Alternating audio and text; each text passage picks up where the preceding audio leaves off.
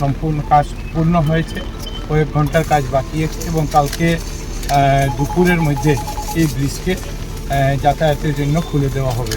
প্রতীক্ষার অবসান ঘটিয়ে মঙ্গলবার থেকে যাত্রী ও যান চলাচলের জন্য খুলে দেওয়া হবে কাছাড়ের গুরুত্বপূর্ণ গ্যামন সেতু। বরাক উপত্যকার গুরুত্বপূর্ণ এই সেতুটি সংস্কারের জন্য গত 21 মে থেকে বন্ধ ছিল। নির্ধারিত সময়ের 5 দিন আগেই সেতু খুলে দেওয়ার ঘোষণায় স্বস্তি প্রকাশ করেছেন বরাকবাসীও। সোমবার সেতুর কাজের অগ্রগতি খতিয়ে দেখতে আসেন বরাক উপত্যকার দুই মন্ত্রী কৌশিক রায় ও কৃষ্ণেন্দু পাল। জেলার শাসক ও সিনিয়র পুলিশ সুপারকে সঙ্গে নিয়ে তারা পুরো সেতু পরিদর্শন করেন এবং সংস্কারের গতি ও গুণমান নিয়ে সন্তোষ প্রকাশ করেন।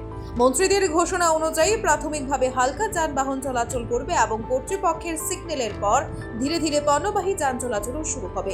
অতিরিক্ত পণ্য বোঝাই করলে কড়া ব্যবস্থা নেওয়া হবে বলেও হুঁশিয়ারি দেওয়া হয়েছে। সেতু খোলার খবরে স্বস্তি ফিরেছে গোটা বরাকবাসীর মধ্যে। এদিন অন্যান্যদের মধ্যে উপস্থিত ছিলেন NHIDCL এর GM গৌরাঙ্গ দেওঘরে, বিজেপি কালাইন, কাটিগড়া ও বদরপুর পাঁচগ্রাম মণ্ডল সভাপতি যথাক্রমে নিত্য গোপাল দাস, বিশালাক্ষ দেব ও মিঠুন শুক্লবৈদ্য সহ বিজেপির বিভিন্ন স্তরের নেতাকর্মীরা। ব্যুরো রিপোর্ট, আজকের বরাক। BVCL presents আজকের Barak, a digital unit of Adrija Enterprise.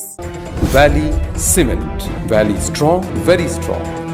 আপনারা আমাদের আজকের বরাক ইউটিউব সাবস্ক্রাইব এবং ফেসবুকে ফলো করতে ভুলবেন না কিন্তু। আজকে মাননীয় মন্ত্রী শ্রী কৃষ্ণেন্দু পাল মহাশয়কে সঙ্গে নিয়ে এবং আমাদের NHIDCL কর্তৃপক্ষ, আমাদের কাছাড়ের পুলিশ সুপার সবাইকে নিয়ে আমরা এই গ্যামন সেতু যে কাজ চলছিল সেটা পরিদর্শন করলাম। গ্যামন সেতু সম্পূর্ণ কাজ পূর্ণ হয়েছে, কয়েক ঘন্টার কাজ বাকি আছে এবং কালকে দুপুরের মধ্যে এই ব্রিজকে যাতায়াতের জন্য খুলে দেওয়া হবে।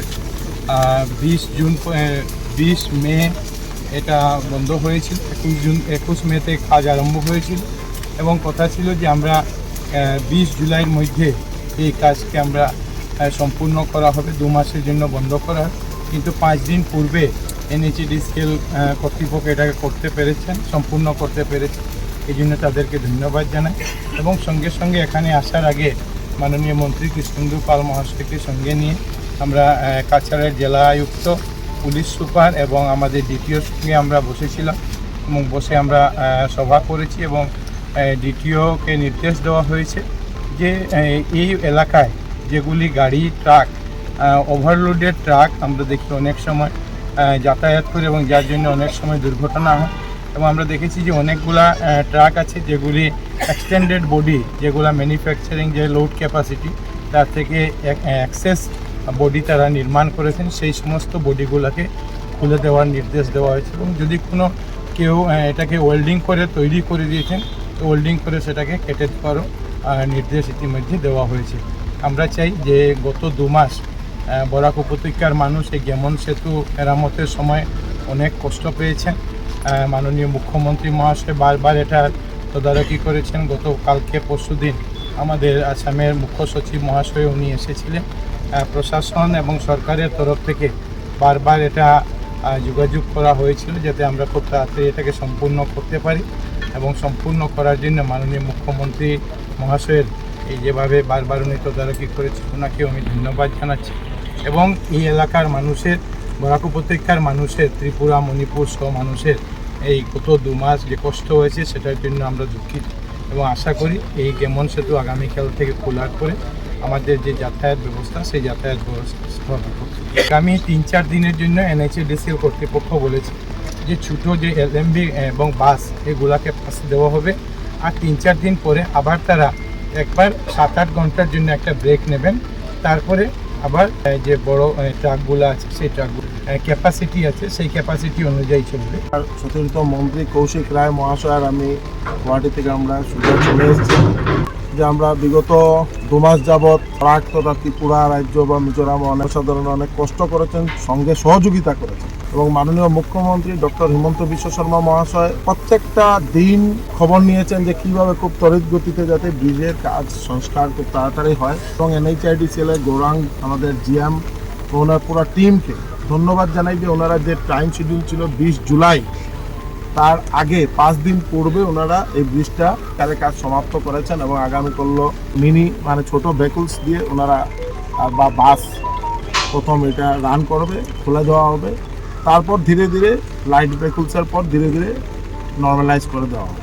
কিন্তু আমরা আজকে সিদ্ধান্ত নিয়েছি যে আমরা বরাক উপত্যকায় যেসব গাড়ি মাত্রা অতিরিক্ত ওনারা বডি নির্মাণ করেছেন, যে গভর্নমেন্টের যে রুলস রেগুলেশন ফলো না করে যতটুকু বডির হাইট হওয়া দরকার তার থেকে আরও বেশি 1 ফুট 1.5 ফুট হাইট উঠিয়ে বডি নির্মাণ করেছেন, এইসব বডি আজকে আমরা এই আপনাদের সাংবাদিক ভাইদের সহযোগিতায় ওনাদেরকেও বার্তা দিতে চাই, আপনারা ওইটার থেকে বিরত থাকুন এবং এই বডিগুলো খুলে দিন। এবং অ্যাজ পার ওয়েট গাড়ির মধ্যে আপনি বলছেন যে কত টন, যেমন 6 চাক্কার তার একটা ইয়ে আছে যে 9 টন, 12 চাক্কা, 10 চাক্কা, 16 চাক্কা সবার একটা ওয়েট নির্ধারিত আছে। তাই এস পার গভর্নমেন্টের যে রুলস রেগুলেশন এবং যে ওয়েট নির্ধারিত করা আছে এই ওয়েট নিয়ে যাতে গাড়ি চলাচল করে তার জন্য সবাইকে ট্রান্সপোর্ট ডিপার্টমেন্টের সবাইকে আহ্বান করব, কারণ এইটা আমাদের বরাক উপত্যকার মেইন লাইফলাইন। আর এই ব্রিজে অনেক কষ্ট করে আমরা অনেক দেখেছি, ছাত্রছাত্রীরা থেকে আরম্ভ করে সবাই সহযোগিতা করেছেন, কষ্ট করেছেন। তাই চাই না যাতে আগামী দিনে আর এই ব্রিজে কোনো ধরনের যাতে আর নতুন করে সংস্কার করতে হয়, যতদিন অবধি আমাদের মেইন 4 লেনের কাজ সমাপ্ত নয়। তাই সবাই সংযত হয়ে সহযোগিতা আহ্বান করছি এবং ভালোভাবে যাতে সবাই গভর্নমেন্টের রুলস রেগুলেশন মেনটেন করে চলে তার জন্য বিশেষ করে আমাদের যত গাড়ি মালিক ভাইরা আছেন বা আমাদের মোটর চালক সমিতি বা ট্রান্সপোর্ট অ্যাসোসিয়েশন সবাই যাতে সহযোগিতা করেন এবং এই রুলস রেগুলেশন মেনটেন করেন। আজকে আমরা জেলাধিপতি মৃদুল যাদব বা আমাদের এসএসপি নোমাল মেহতা আমরা সবাই মিলে দ্বিতীয় কাছাড় জেলা আমরা মিটিং করেছি, পরে সিদ্ধান্ত নিয়েছি যারা ওভারলোড করবেন ওই গাড়ি ফাইন হবে, সঙ্গে ওনাদের বডি আমাদের এই যে টাস্ক ফোর্স সামনে দাঁড়িয়ে ওই বডির উপর পোষণ কাটার নির্দেশ দেওয়া হয়েছে। তথ্যফলক লাগানো হয়নি, তথ্যফলক লাগিয়ে দেওয়া হবে, তাতে কোনো ইয়ে নেই। আর সব থেকে বড় কথা যে এই যে টাইম শিডিউলের ভিতরে যে কাজ হয়েছে এবং কাজের মান যেটা আমরা যতটুকু উপলব্ধি করতে পেরেছি খুব ভালো কাজ হয়েছে। আপনারাও সহযোগিতা বা আপনাদেরও সহমত থাকতে হবে যে কাজ খুব ভালো হয়েছে। আমি যতটুকু আমরা 2 মন্ত্রী ভাই এখানে যারা কি ভালো হয়েছে এবং আমরা বিশেষ করে এই কারণে ধন্যবাদ জানিয়েছি। 2 নম্বর হারাং ব্রিজ, ওইটার খুব দ্রুতগতিতে কাজ চলছে এবং এখন মাননীয় মন্ত্রী কৌশিক রায় মহাশয় হারাং ব্রিজেও যাবেন এবং আপনারা দেখবেন ওইখানের মধ্যে খুব দ্রুতগতিতে কাজ চলছে এবং নতুন করে এখানে যাতে আরেকটা ব্রিজ তৈরি করে তার জন্য মাননীয় মুখ্যমন্ত্রী মহোদয় নির্দেশ দিয়েছে। হারাং সেতুর তদন্ত প্রক্রিয়া কি হলো?